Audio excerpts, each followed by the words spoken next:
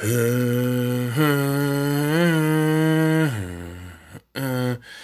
dun dun dun dun dun dun dun dun.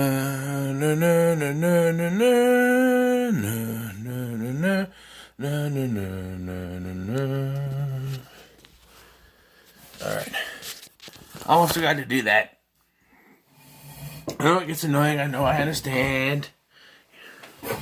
Like, if I could use the music, I would, but I'm afraid of copyright, so you just got me humming. All right. All right. So we're talking about Star Wars. Episode 4, A New Hope. Originally titled Star Wars, no episode, but, you know, Lucas had to make them continuity-wise. Hi. Hey, late. Almost bedtime. But I had to get this out, but I had shows on, so I couldn't do it then. And I was on the phone with someone for a while. Couldn't do it then.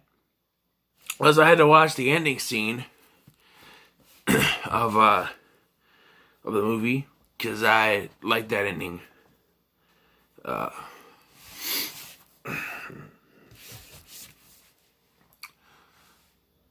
So,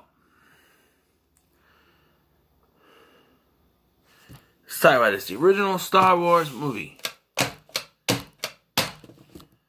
What can I say? This movie. I don't know.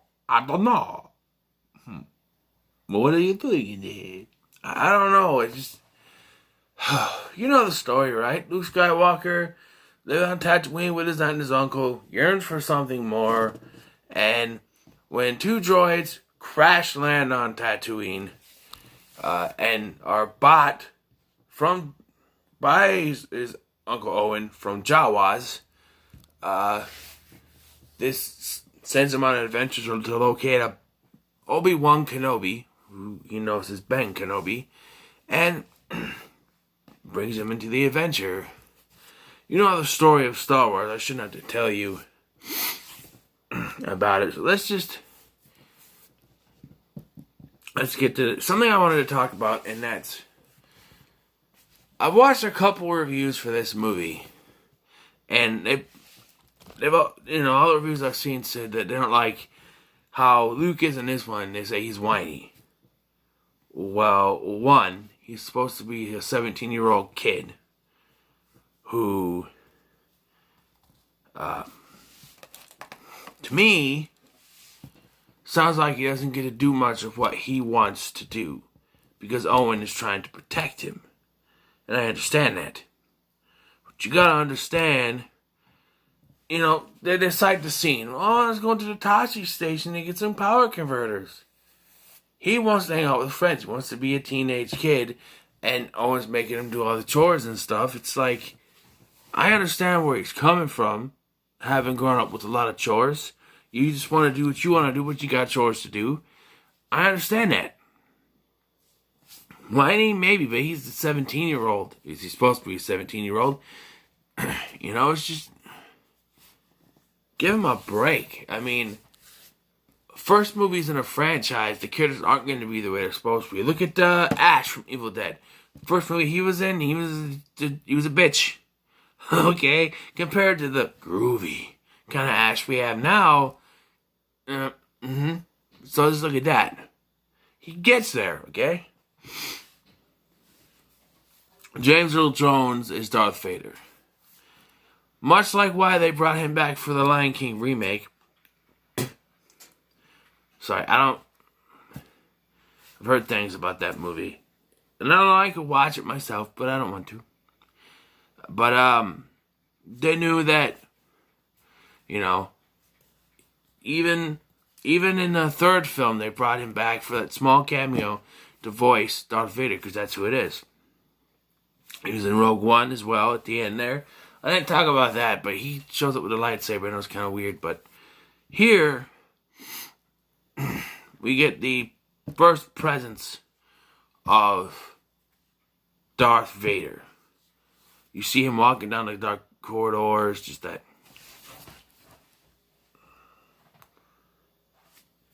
movement he does with his head or whatever.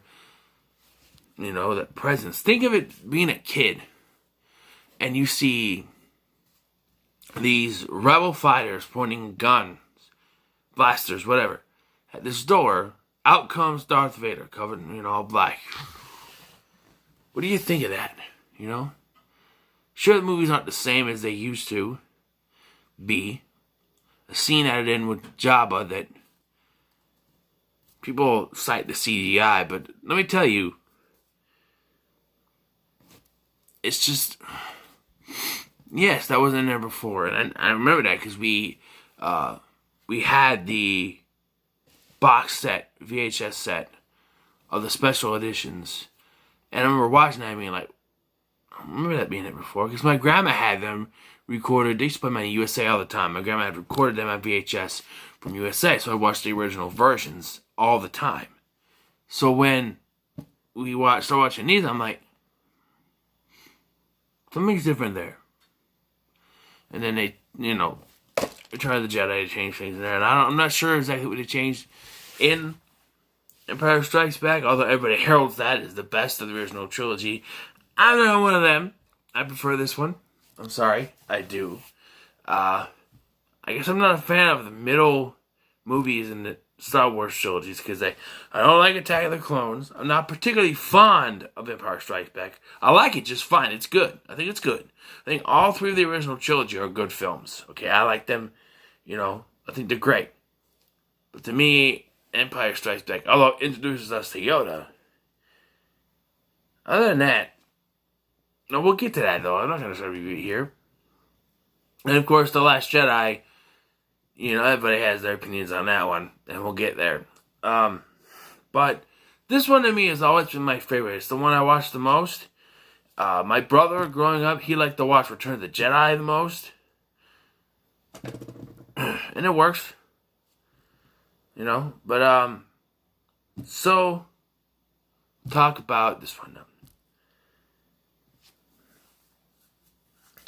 Harrison Ford is Han Solo.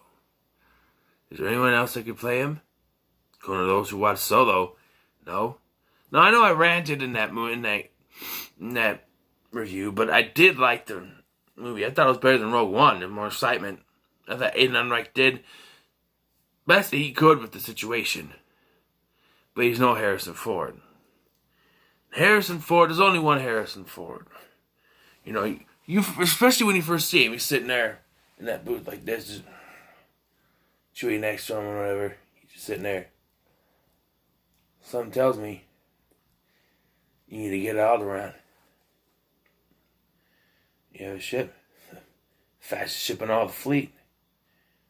You haven't heard of them not even fucking? It's the ship that made the Kessel run in less than 12 parsecs. Yeah. She can fly. The whole... I'm not going to say the whole thing. It's like someone's checking out your handiwork.